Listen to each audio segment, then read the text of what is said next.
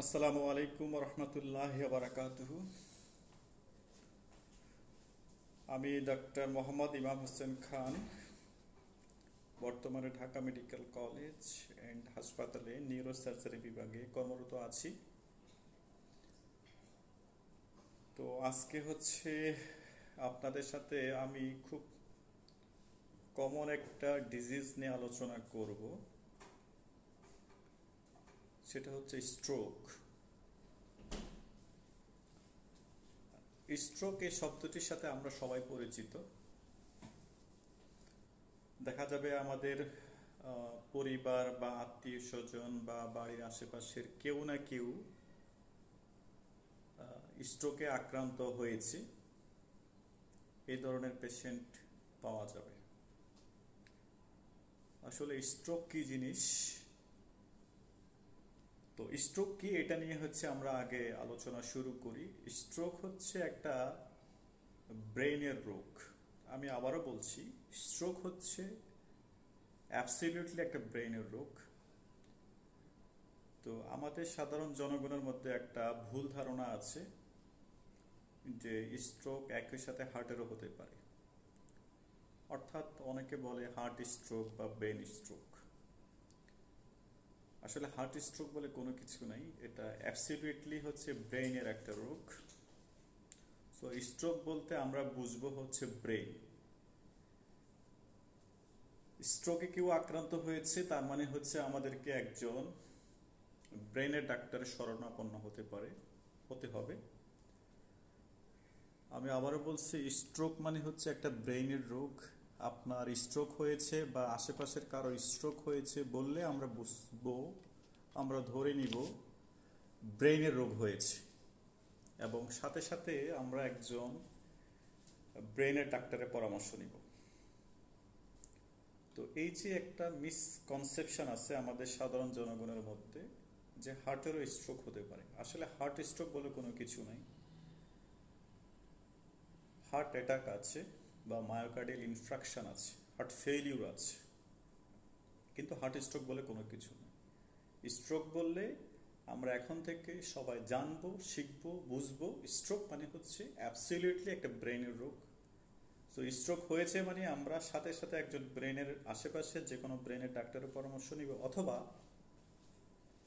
বাংলাদেশে অনেকগুলো বড় বড় হাসপাতাল আছে যেখানে ব্রেনের ডিপার্টমেন্ট আছে, neurosurgery department, neurology department, Dhaka medical থেকে শুরু করে নিউরোসায়েন্স হাসপাতাল, sir Salimullah medical college, Suhrawardy medical college. তো এইসব হাসপাতালে যেখানে নিউরোসার্জারি ডিপার্টমেন্ট বা নিউরোলজি ডিপার্টমেন্ট আছে, সেখানে হচ্ছে আমরা যোগাযোগ করব। তো স্ট্রোক হয়েছে কখন আমরা বলবো বা ধরে নিব একটা রোগীর স্ট্রোক হয়েছে? কারো যখন স্ট্রোক হয় তখন বেশ কিছু প্রেজেন্টেশন বা সিমটম হয়ে থাকে। আমরা এটা মানে বলার সুবিধার্থে বা বোঝার সুবিধার্থে আমরা বলি ফাস্ট, FAST, যেখানে এফ বলতে আমরা ফেসকে বুঝাই। তার মানে আপনার মুখের মধ্যে বা ফেসের মধ্যে যেন কোনো পরিবর্তন হয়, মানে হচ্ছে মুখ যদি কোনো একদিকে বেঁকে যায়।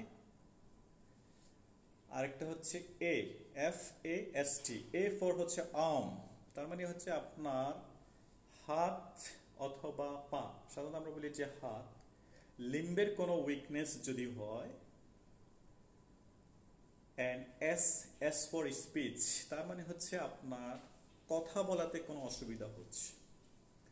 সেটা হতে পারে কথা বন্ধ হয়ে যাওয়া বা কথা বলতে অসুবিধা হওয়া বা জড়তা, স্লারিং অফ স্পিচ আমরা বলে থাকি। আর টি ফর টাইম, অর্থাৎ এই মেইন তিনটা সিমটম যদি বা লক্ষণ যদি কারোর মধ্যে দেখা দেয়, মুখ বেঁকে গিয়েছে, হাত ঝুলে গেছে বা হাত দুর্বল হয়ে গিয়েছে, অথবা কথার জড়তা তৈরি হয়েছে, আমরা ধরে নিব তার স্ট্রোক হয়েছে।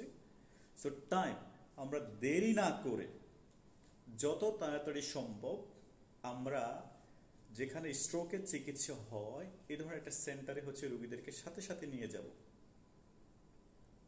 এই টাইমটা কেন? বিকজ টাইমটা খুব ইম্পর্টেন্ট।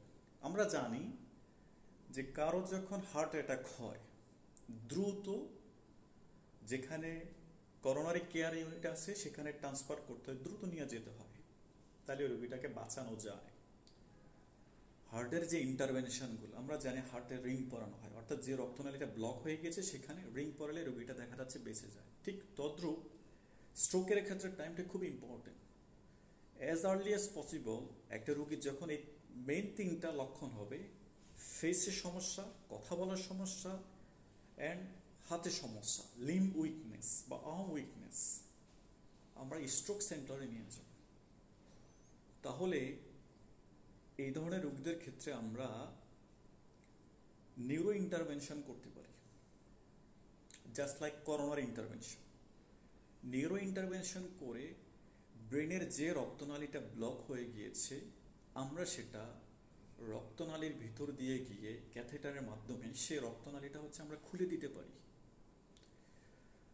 তাহলে খুলে দিলে কি হবে, এই যে স্ট্রোক রোগীর যে তার যে উইকনেস হলো, তার যে দুর্বলতা হলো, তার যে প্যারালাইসিস হলো, এটাকে আমরা রিভার্স করতে পারি। অর্থাৎ তার দুর্বলতাটা বা প্যারালাইসিসটা ভালো হয়ে যাবে। সেজন্য টাইমটা খুব important. As early as possible, golden hour, 4 থেকে 6 ঘন্টার মধ্যে দ্রুত একটা স্ট্রোক সেন্টারে আমরা নিয়ে যাব। তো আজকে স্ট্রোক নিয়ে এতটুকু আলোচনা। আমরা এর পরবর্তীতে স্ট্রোকের ধরন নিয়ে আলোচনা করব, বা স্ট্রোক কি ধরনের হতে পারে, স্ট্রোক কেন হয়, কাদের হয়, আমরা স্ট্রোকের কি কি চিকিৎসা আছে, এই রোগ নিয়ে আমরা আলোচনা করব। এবং স্ট্রোকের চিকিৎসা বাংলাদেশে কোন কোন সেন্টারগুলোতে হয়, স্ট্রোকের চিকিৎসা কারা করে, এই স্ট্রোক নিয়ে আমরা আরো বিস্তারিত আলোচনা করব। আমরা স্ট্রোক নিয়ে বেশ কয়েকটা পর্ব করব, এরকম পার্ট বাই পার্ট। প্রত্যেকটা পর্বে আমরা স্ট্রোক নিয়ে অল্প অল্প করে আলোচনা করব। আমি রোগীদের ভাষায় বলার চেষ্টা করব, যাতে সাধারণ জনগণ সেটা বুঝতে পারে এবং তাদের উপকার হয়। তো স্ট্রোক নিয়ে আজকে আলোচনা এখানে শেষ। ধন্যবাদ, আপনারা সবাই ভালো থাকবেন। আসসালামু আলাইকুম।